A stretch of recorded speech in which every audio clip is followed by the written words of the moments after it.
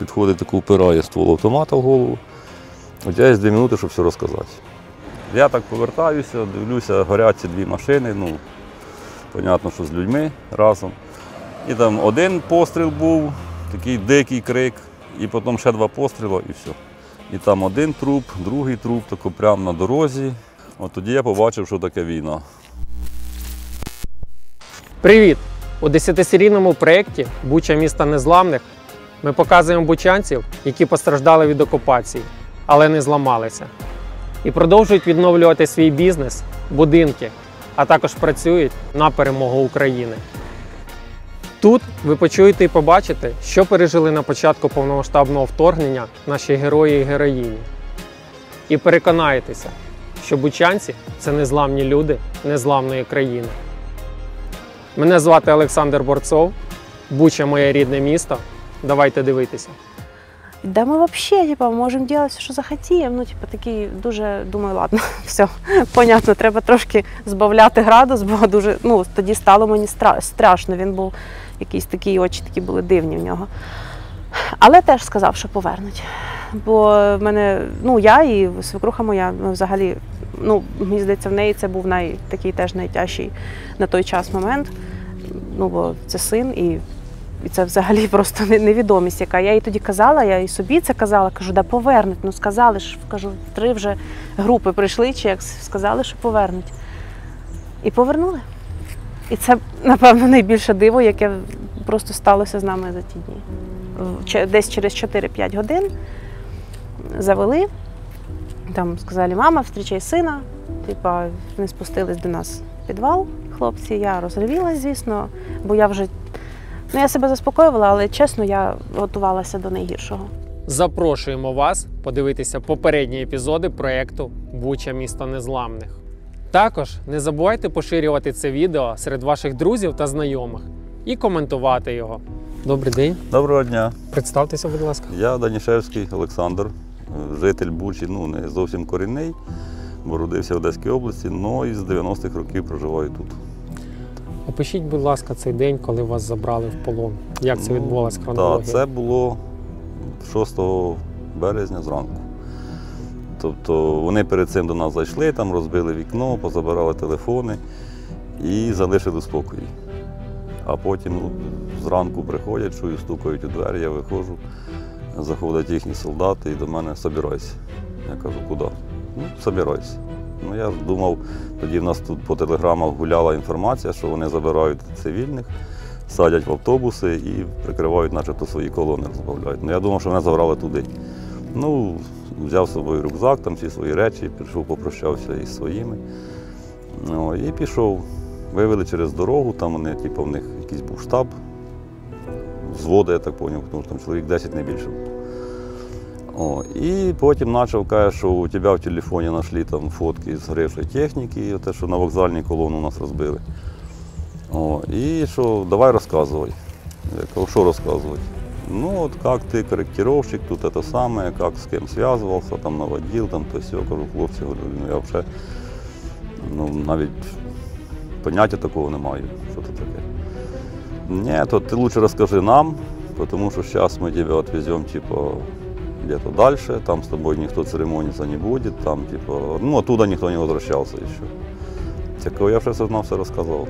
Тут підходить другий солдат до нього і товариш командир, там, говорить, у второго в телефоні теж така біда. Той каже, давай його теж сюди. І після за ним виводять вже мого зятя. І опять же, давай, що лучше розкажіть нам, ми тут все порішаємо, там то все. Кажу, ми все, що мали, ми все розказали. Откуда у вас фотки? Кажу, як розбили колону, ми вийшли, то ж не кожен день таке побачиш. Кажу, пофотографували. Один каже, що... Ні, це вже потім казали, як нас привезли, що вам повезло, що ви нікому не відправляли. Тобто фотки тупо в телефоні, що там не було, що комусь відправили, я думав, що інакше. І потім чекали, приїжджає БМД їхня, нас на броню. Мене посадили зліва, на ліве крило, а зятя взагалі так кинули, там місце для раненого є. І там лежав якийсь труп, накритий тряпками, його прямо на той труп кинули. Прямо зверху на нього? Так, так. Ну, і привезено сюди, оце по водопроводній вулиці, там будинок є в кінці. І то в них там був штаб. Тобто там були і радіозв'язок, там приймали якісь там повідомлення, відправляли, командували, ті посильні прибігали. Ну, нас привезли, зразу розділили. Тобто мене завели за будинок, а зятя десь забрали. А вам взагалі сказали, куди вас везуть? Ні. Просто сказали, да, поїхали? Все, да, грузитесь і все, і поїхали. Ну і поїхали, тут один щось прибіг, там, давай, там розказує. Тільки приїхали, завели це ж мене за будинок, зятя забрали і поставили біля мене вартового.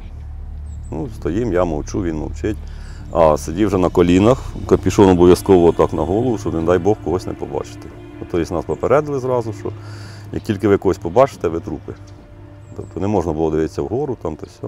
І сказали на колінах? Так, да, на колінах обов'язково. Ну, руки поки не зв'язували. Ну, потім цей же вартовий стоїть, там до нього якийсь підійшов, попросив цигарок. І така, то що за пхе. Та, говорить, корректировщика поймали. Типу. Так давай, типу, в розход пускай, там то все там. Приказ типу, вийшов, що всіх мужиків типу, пускати в розход. А цей до нього каже, а ти тут приказ читав? Таке, ні. Ну, говорить, коли прочитаєш, тоді типу, будеш пускати в розход. Потім це ж десь пройшло ще десь півгодини, я сиджу, він тут біля мене стоїть. Потім прибігає ще один. Давай там розказуй, там то, сьо. Та я все розказав, кажу, тим розказав, потім говорю, вам розказав, що ніде нічого. Ми знаємо, всі, типу, не винуваті, ну, типу, поначалу. Потім другий прибіг, снять перчатки. Зняв і рукавиці, він мені пощупав отут. Ну, чи нема мозолів від курка. Потім роздінься, голіть типу, грудь, подивився, чи немає від цього, від прикладу синяків. І десь побіг. Той теж пішов, потім знов хтось приходить, ну я ж не бачив, тільки так по голосу орієнтувався, там, чи ті, чи другий. Ну все, типу, хохол, ти мене достав, підходить, таку впирає ствол автомата в голову. У тебе є 2 минути, щоб все розказати. Я кажу, я все, що знав, все розказав. Він потім автомата забрав, передьоргує затвор. Що ви відчували в той момент? Я навіть описати не можу, таке відчуття було, ну, наче якийсь сюрреалізм. Тобто я, ну, таке, що то не зі мною взагалі відбувається. То, ну, не знаю, я десь тіло жило окремо, а свідомість жила окремо. Отак, якщо описати. Потім цей передьоргує затвор і чую такий постріл біля вуха. Бах, ну, в мене все, як кажуть, провалилося.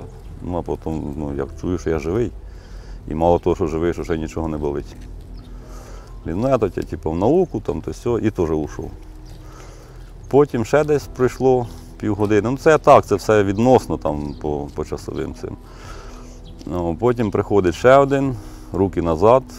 Ну, так, руки, він її зв'язав, типу, піднявся, пішов. Ну, там як піднявся, так, за шкірку, десь об стінку. Це ж весь цей час ви стояли на колінах? Так, ну десь годину-півтори точно.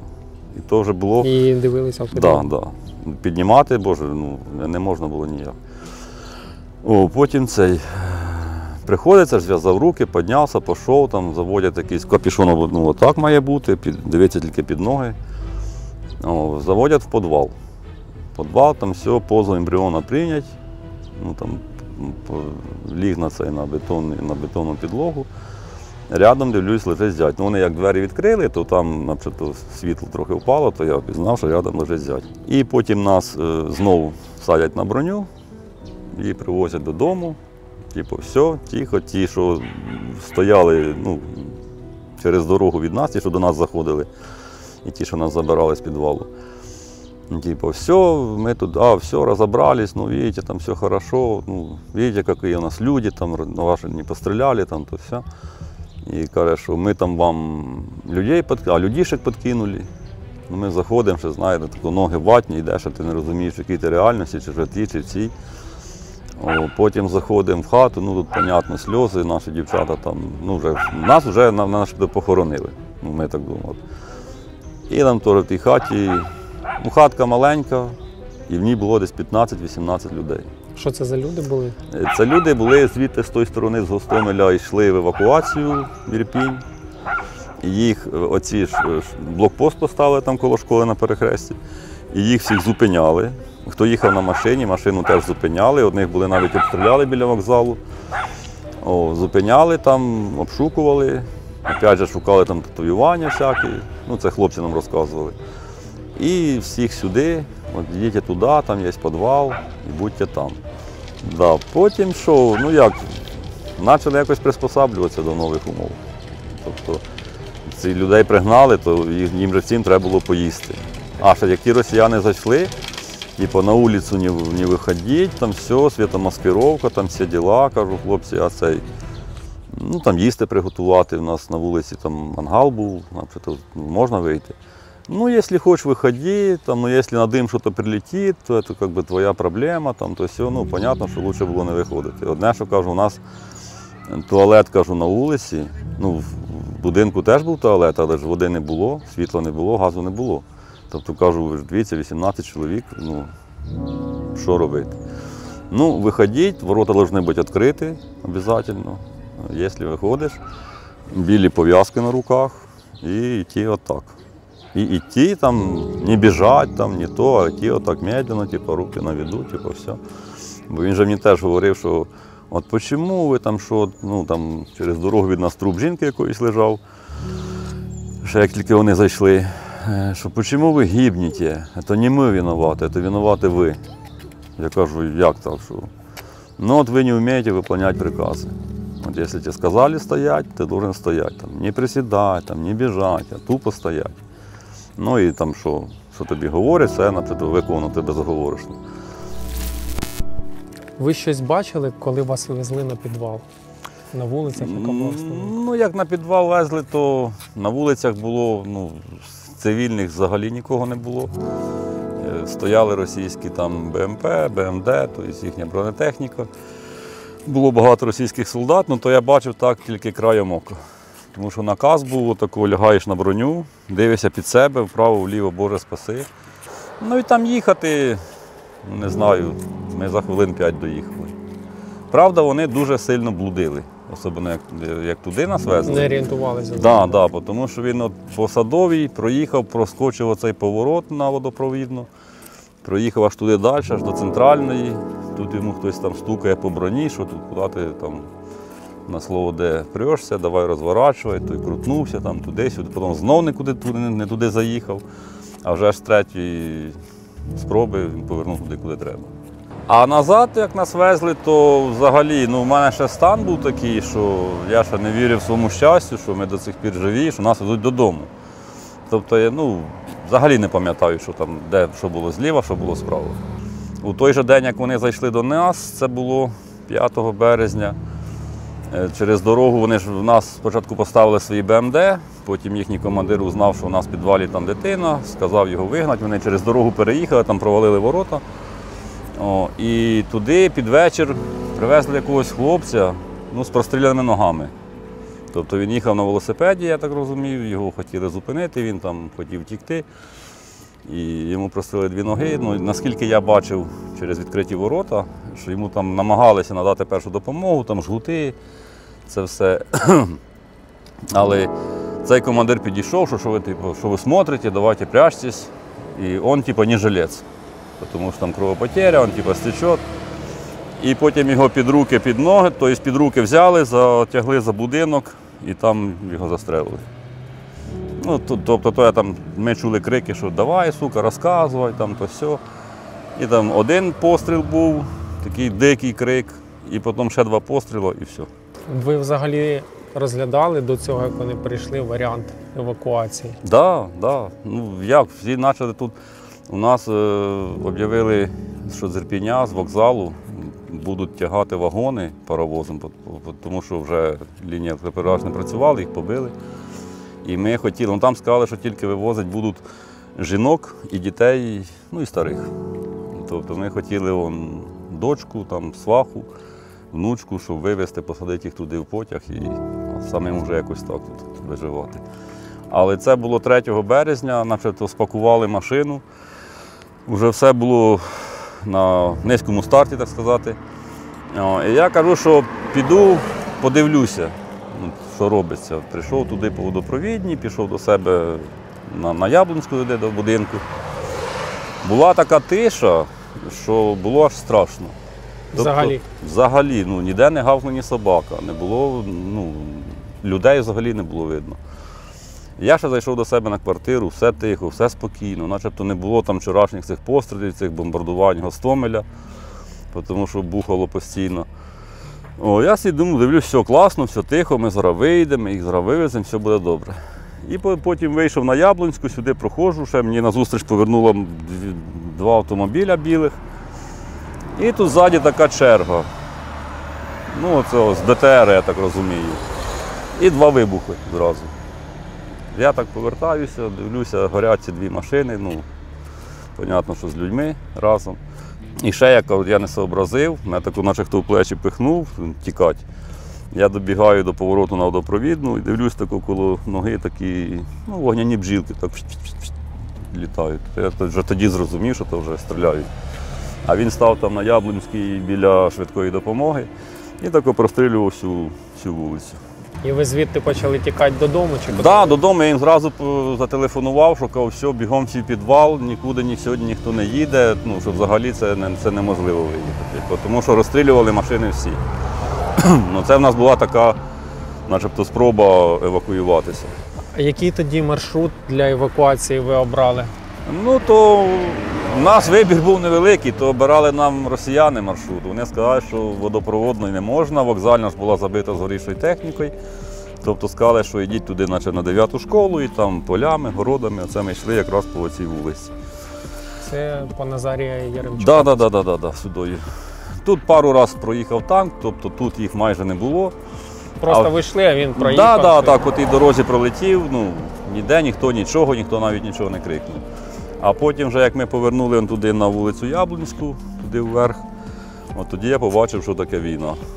Тобто тут наче була одна реальність, там було зовсім друге. Ми тільки повернули, і там один труп, другий труп, тако прямо на дорозі. Тут якийсь чоловік на велосипеді, такий, як їхав, і він так і впав. То якийсь там з пакетом АТБ, з лівої сторони стояла Део машина згорівша. Там, вже потім, як ми вернулися ще раз, бо нас вже завернули перший раз, то тут в школі в підвалі люди сказали, що там чоловік і жінка, і дитина, то чоловік загинув, а жінку начебто з простреленою ногою спасли і перевезли сюди в школу. Яка подальша доля, то я не знаю, бо ми ж потім на 15-ту годину дня, це ж нам той останній пост сказав, бо тут було 3 поста, і на кожному стоять, куди йдете, хто такі, там то сьо. Саме цікаве було такий момент, який мені запам'ятався, що стоять і зразу стаємо і піднімаємо руки. І їде внучка в коляскі. Ми ж йшли перші, а вони йшли ззаду. І тут стою, стояш, і руки підняли, так оглядаюся, і вона сидить, і до тебе таку підняті ручки. Сідає, то я навіть не знаю, що це таке. Тут, це ж потім, що показували, не знаю, то все була правда. Тобто тут зразу були тіла, і туди нижче, а туди теж були постріляні люди. Якого числа ви зрозуміли, що вже плюс-мінус буде безпечно евакуюватися? Ми знайшли вранці 9, наскільки я пам'ятаю, ми знайшли вранці радіо в якомусь старому планшеті, не пам'ятаю, вставили туди батарейки з дитячих іграшок, і воно запрацювало. І це був наш перший такий зв'язок із світом за всі ці дні. І ми почули про зелений коридор з 9:00. І тато прийшов, сказав, все, ми звідси тікаємо, всі збираються, всі бігом, хто що може пакувати. Я хотіла, щоб ми їхали машиною, бо в нас стояла, власне, машина. Тато пішов в них питати, чи можна їхати машиною. Сказав, машиною не можна, машину розстріляють, тільки пішки і тільки в Ірпінь. І тільки так, як вони показали. За 3-ю школою, через Яблунську і через міст, там, що біля Жирафу. І ми зібрались. Що ви взяли з собою? Ми взяли півчемодана іграшок, тому що дитина збиралася дуже швидко, і вона всі мої речі виймала і клала свої іграшки. Попугай в нас такий є великий, вона туди його. Вже хай, я вже думаю, що хоче, хай той бере. Ми тако в чому вийшли. Я коляску взяла, посадила туди малечу свою. Внизу, там, де таке багажне ніби відділення, собаку свою туди запхала, бо він не захотів бігти біля мене. І повезла отак їх. Мені причепили на коляску величезний такий прапор білий, як прапор, простиню. І обмотались білими цими тряпками, і все, і ми рушили, залишили, скажімо так, вже своє місце перебування. Які були думки і відчуття, коли ви проходили по цим вулицям, і потім вийшли на Вокзальну і побачили це все? Ну, перший раз, як ми проходили, то, чесно кажучи, Яблунська мене дуже шокувала. Мене так ніби, не знаю, щось, напевно, трапилось з психікою. Мене ніби все зробилося несправжнє і ніби я в картинці живу. Ну, тобто я дивлюся, це бачу, але це ніби не зі мною. Це якось, напевно, пояснюється зі сторони там, психології. Нічого, люди лежать, і ти розумієш, що це лежать, в принципі, знайомі люди, це лежать сусіди наші, і ти не можеш нічого зробити. У нас навіть немає на що це зафіксувати. Ну, мені хотілося це сфотографувати і кричати на весь світ, що як я вже якби там вийду, щоб всі це бачили. Але з іншого боку вибігають росіяни з цими автоматами на нас, і ти там руки піднімаєш, ти вже розумієш, що треба слухати, треба, щоб хоч би не лягти поруч з цими людьми тут. І другий раз, як ми проходили, вже було легше. Я вже настроїлась і якось так вже зібралась. Я вже зрозуміла, що я допомогти цим людям не можу. Мене там тато переконав, що просто проходимо, максимально оминаємо там цю кров, бо це було все свіже, це там їм було 3 чи 4 дні тим людям. І все це розтеклось по дорозі, в кого мізки, в кого кров, і цією коляскою їдеш, якось немає живого місця на дорозі. Тобто тако їх об'їжджаєш обережненько. Дитина питає, а чого в дяді з голівки кров іде? А що я скажу? Я не знаю. Кажу, впав дядя, я щось там намагалася, Боже, це таке було, що, знаєте, на рівні, аби що відповісти, аби вона якось зі мною діалог мала. Бо мама, я взагалі, була трошки не при собі. І ми повернули на Ірпінь, вже коли нас другий раз пропустили вони. І вже, Ірпінь, вже ніби, там скільки міст перейти.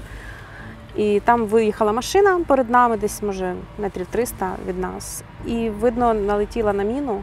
Ми просто одразу не зрозуміли, ми побачили величезний такий вибух, і за секунду десь долетів звук.